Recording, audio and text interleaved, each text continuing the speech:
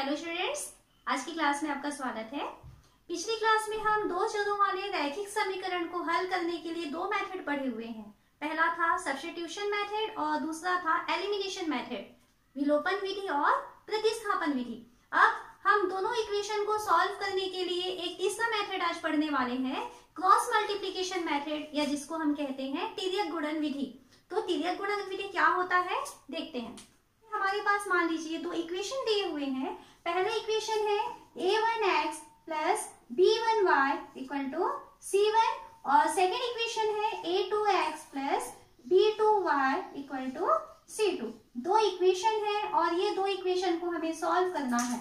इसमें हमारे पास फॉर्मूला होता है कि जब इस तरीके से दो लाइन के इक्वेशन दिए हुए हैं, फॉर्मूला है x upon b1 c2 minus b2 c1 equal to y upon c1 a2 minus c2 a1 equal to -1 upon a1 b2 minus b2 a1। अब इस फॉर्मूले को देख के लग रहा है कि हम इसे कैसे याद रख सकते हैं, तो इसे बहुत मुश्किल नहीं है याद रखना, या तो आप इसे ट्रिक से लिख सकते हैं। एक आसान सा तरीका है इसे लिखने के लिए। सबसे पहले आपको क्या करना है, x अपॉन y और यहाँ -1 ऐसा लिख लेंगे। अब जैसे x है तो पहला a b c में से x के पास a मिलने वाला है, तो x के लिए आप a को छोड़ दें। तो a को छोड़ेंगे तो किसकी बारी आ जाएगी, b, और b के बाद होता है c, तो bc माइनस bc ऐसा लिखेंगे। हम देख रहे हैं ये c में खत्म हो रहा है, तब second ca minus ca, a में खत्म हो रहा है, तब हम यहाँ लिखेंगे ab माइनस ab। अब इसे नंबरिंग करें, 1 2 2 1 1 2 2 1 1 2 2 1। तो देखो इतने आसान तरीके से हम इस फॉर्मूले को इस तरीके से लिख सकते हैं। अब आपके पास कोई इक्वेशन दिया हुआ है, इक्वेशंस का पेयर दिया हुआ है। अब उस पेयर को हमें क्रॉस मल्टीप्लिकेशन से सॉल्व करना है। तो एग्जांपल से देखते हैं कि इस तरीके से हम कैसे इक्वेशन को सॉल्व कर सकते हैं। आपके पास दो इक्वेशन का पेयर दिया हुआ है, 2x plus 3y equal to 5, ये फर्स्ट इक्वेशन है, और सेकेंड इक्वेशन है x plus y equal to 7, ये सेकेंड इक्वेशन है। अब ये दो इक्वेशंस को आपको तिर्यक गुणन विधि से या क्रॉस मल्टीप्लिकेशन मेथड से सॉल्व करना है। तो सबसे पहले हमें इसको लिखने का तरीका भी देखना है कि किस तरीके से हमको एग्जाम में इसे लिखना है। तो पहला हमें इसमें लिखना है, मानक समीकरण से तुलना करने पर, मानक समीकरण से तुलना करने पर।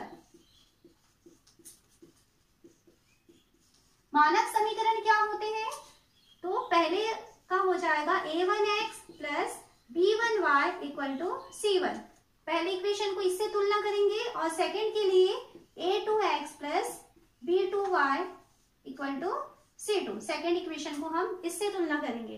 तो यहाँ देखिए, पहले को हम इससे यदि कंपेयर कर रहे हैं, तब x का कोफिशिएंट a1, यहाँ x का कोफिशिएंट 2, तो a1 की वैल्यू 2 मिल गई हमें, b1 इसी तरीके से b1 की वैल्यू 3 मिल रहा है, एंड c1 की वैल्यू हमको 5 मिल गया।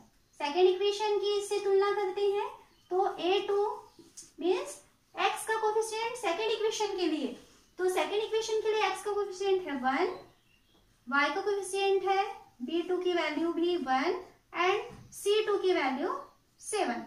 इस तरीके से हम इसकी वैल्यूज को लिख लिए। अब हम फॉर्मूला लिखें, तो फॉर्मूला अभी हम जस्ट लिखे हुए थे, फॉर्मूला है x y एंड -1, वैल्यू लिखते हैं b, यहाँ पर a नहीं लिखना है, bc माइनस bc, c में खत्म हो रहा है तो ca माइनस ca, a में खत्म हो रहा है तो ab माइनस ab, 1 2 2 1 1 2 2 1 1 2 2 1। अब यहाँ से हमने जो a1 b1 c1 a2 b2 c2 की वैल्यू निकाले हैं, वो सारी वैल्यूज आपको यहाँ पे रखते जाना है।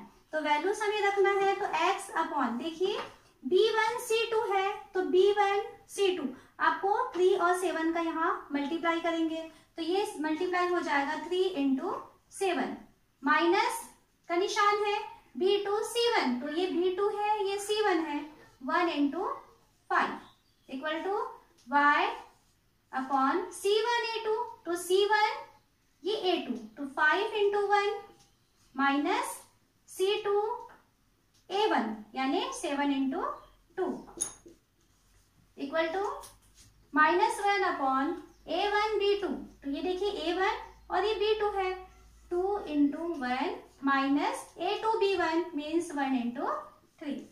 तो इस तरीके से हम यहाँ पर फॉर्मूले में ये सारी वैल्यूज को रख सकते हैं। यहाँ पर फिर गलती होने के चांसेस हैं, तो इसे हम कैसे रखें कि यहाँ पे गलती ना हो, क्योंकि सबसे ज्यादा गलती अगर मान लीजिए माइनस प्लस है और कभी हम उसमें ए बी सी में हम कंफ्यूज हो जाते हैं कि 1 लेना है या 2 लेना है, तो यहाँ गलती हो सकती है। तो इसे हम ट्रिक से कैसे सही रख सकते हैं, तो उसके लिए मैं आपको बता रही हूँ। यहाँ देखिए, आप x के कोफिशिएंट को छोड़ देंगे, y के जो कोफिशिएंट है, चाहे आप यहाँ से ले लें, तो y के जो कोफिशिएंट है यहाँ पे आ रहा है 3, 1, उसके बाद वाली लाइन आएगी 5, 7, है ना। हम y के कोफिशिएंट वाली लाइन को लिए, क्वोशिएंट वाली लाइन को लिए, उसके बाद जब ये दोनों लिख लिए, उसके बाद आपको क्या करना है, फिर फर्स्ट से स्टार्ट करना है। तो उसके बाद आपको लिखना है 2, 1 और वापस से 3, 1। इक्वेशन से भी अगर देखें तो ये वाली लाइन आपको पहले छोड़ देना है, 3, 1, सेकेंड 5, 7 और ये लिखने के बाद फिर वापस आ जाइए 2, 1, 3, 1। इस तरीके से हम यहाँ पे लिख चुके हैं। इन दोनों में x आ जाएगा, सेकेंड और थर्ड के पास y होता है और थर्ड और फोर्थ के पास में -1 होता है।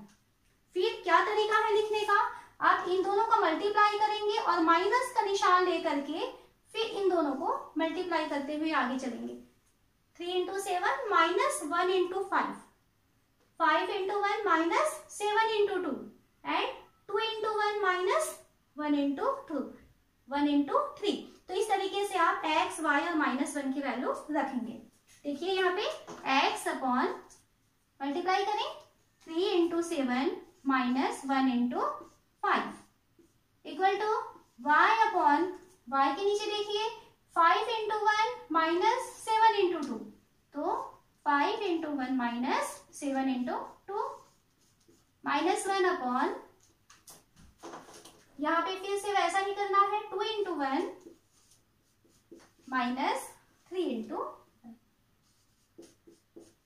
सॉल्व करें x अपॉन ये 21 हो जाएगा, माइनस 5 पंजा 5 equal to y upon 5 minus 14 equal to -1 upon 2 minus 3। आगे देखते हैं, x upon 16 equal to y upon -9 equal to -1 upon -1। देखते हैं, माइनस से माइनस कैंसिल हो गया। अब देखिए, अब यहाँ पे हम x और y की वैल्यू निकाल सकते हैं। हम फर्स्ट को लास्ट वाले से अगर कंपेयर करें तो x की वैल्यू निकल आएगी, और सेकेंड को यदि हम लास्ट से कंपेयर करते हैं तो हमको y की वैल्यू निकल आएगी। तो हम देखिए क्या कर रहे हैं, पहले वाले को आखिरी वाले से कंपेयर करेंगे। तो x अपॉन 16 की वैल्यू है 1 अपॉन 1, 16 यहाँ से ट्रांसफर कर दीजिए, तो x इक्वल टू हो जाएगा 16 अपॉन 1 मीन्स 16। सेकेंड और थर्ड का कंपेयर करें तो y upon -9 equal to 1 upon 1, -9 यहाँ से पक्षांतर करना है, तो y इक्वल टू हो जाएगा -9 अपॉन 1 मीन्स -9। इस तरीके से हम यहाँ पे देखते हैं कि x की वैल्यू हमको 16 मिल रहा है और y की वैल्यू -9।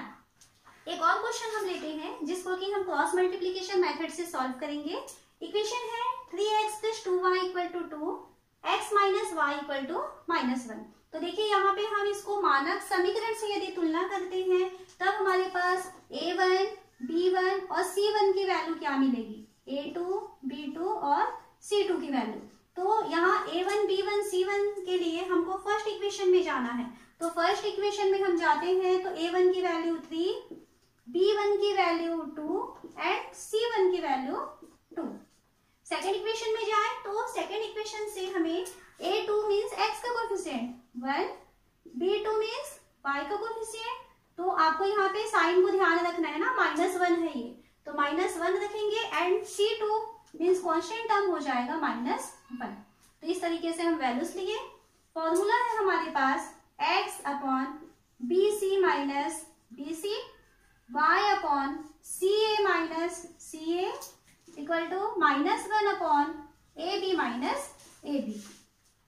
1 2 2 1 1 2 2 1 1 2 2 1 ये फॉर्मूला है।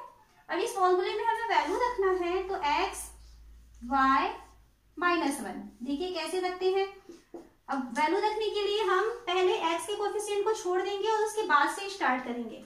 तो हमें लिखना है 2 -1, उसके बाद में 2 -1, फिर ये जब खत्म हो रहा है तो हम लिखेंगे यहाँ पे 3 1 और 2 -1। इस तरीके से लिख चुके हैं। ये दोनों x का है, फिर सेकेंड थर्ड y का है और थर्ड और फोर्थ जो है वो -1 का है। कैसे उसमें वैल्यू रखना है, तो जैसे हम हिंदी का 4 ऐसा लिखते हैं, हिंदी का 4 है ना, पहले यहाँ से स्टार्ट होता है, इधर जाएगा, फिर माइनस का साइन दे देंगे, फिर यहाँ से स्टार्ट करके फिर ऊपर की तरफ चले जाएंगे। तो x के अपॉन में लिखेंगे, देखिए यहाँ से स्टार्ट करेंगे, इन दोनों का मल्टीप्लाई, फिर माइनस का साइन दे करके फिर इन दोनों का मल्टीप्लाई करेंगे। x 2 इंटू -1 2 इंटू -1 माइनस है इसलिए हमको ब्रैकेट लिखना है, माइनस का निशान देंगे, फिर इसका इसके साथ मल्टीप्लाई करेंगे, तो -1 का मल्टीप्लाई करना है 2 के साथ। y के लिए भी वैसा ही, पहले 2 का 1 से मल्टीप्लाई, फिर माइनस का साइन दे करके माइनस का 3 से मल्टीप्लाई, तो 2 इंटू 1 -1 का मल्टीप्लाई हो रहा है 3 से। थर्ड -1 के लिए देखिए 3 इंटू -1, तो लिखेंगे 3 इंटू -1, माइनस का साइन देंगे और फिर इन दोनों को मल्टीप्लाई करेंगे, तो 1 इंटू 2 1 इंटू 2। ये वैल्यूज हमने यहाँ से लिख लिए। क्या हो रहा है, x अपॉन मल्टीप्लाई करें -2, ये माइनस और ये माइनस मल्टीप्लाई होकर के इसको प्लस बना देगा, और ये 2 equal to y upon 2 minus और माइनस मिलके प्लस हो गया, मल्टीप्लाई हो रहा है तो, और 3 और 1 का मल्टीप्लीकेशन 3 इक्वल टू -1 अपॉन 3 और -1 -3 और ये -2। Next step x upon -2 plus 2 0 हो गया, equal to y upon 5 equal to -1 upon -5। ये दोनों माइनस आपस में कैंसिल हो चुके हैं। अब हम यहाँ से x और y की वैल्यू निकाल सकते हैं। फर्स्ट वाले को यदि हम लास्ट से कंपेयर करते हैं तब हमारे पास आ रहा है x upon 0 equal to 1 upon 5। इस 0 को ट्रांसफर करना है तो ये नीचे है, जब पक्षांतर करेंगे तो वो ऊपर मल्टीप्लाई हो जाता है ना, जो भाग रहता है उसे पक्षांतर करेंगे तो वो अंश के साथ चला जाएगा, तो 1 अपॉन 5 इंटू 0 हो जाएगा, तो इसकी वैल्यू आ गई 0। y की वैल्यू निकालनी है, तो y की वैल्यू निकालनी है तो हम लिखेंगे y upon 5 equal to 1 upon 5। y की वैल्यू चाहिए तो यहाँ से 5 हटाना है हमें, तो y इक्वल टू 1 अपॉन 5, ये 5 उधर चला जाएगा, अब 5 1 जा 5 1 जा, तो ये कैंसिल हो गया, कितना मिल रहा है हमको 1। तो इस तरीके से हम देखते हैं कि क्रॉस मल्टीप्लिकेशन मेथड, जिसको तिर्यक गुणन विधि कहा जाता है, हम 2 चरों वाले रैखिक समीकरण निकाय को बहुत आसानी से सॉल्व कर सकते हैं। तो इसके और भी आप एग्जांपल्स ले सकते हैं और उसको सॉल्व करके देख सकते हैं।